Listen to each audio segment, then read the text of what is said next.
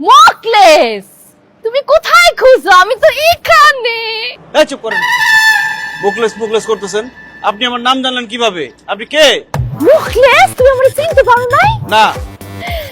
আমি তোমার বউ শেফালি। ইয়াল্লাহ, শেফালি, তোমার এই অবস্থা কেন?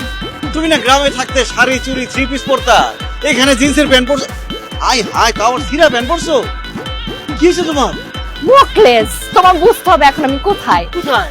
আমি এখন বিদেশে।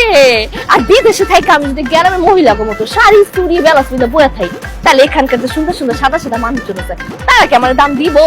দিব না।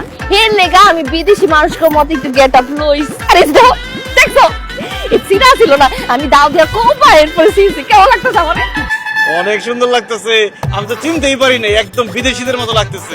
থ্যাংক ইউ মুকু।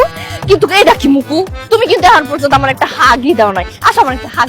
হেৎ, এখানে রাস্তাঘাটে হাগামতা নিষেধ। বাথরুম আছে, তান্ডাস আছে। ওহ নো মুকু, ইউ মূর্খ, মূর্খই থেকে গেলা।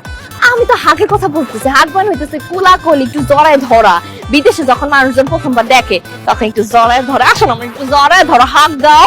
ও, জরা জরা কথা কইতেছো, তা আগে কইবেন না?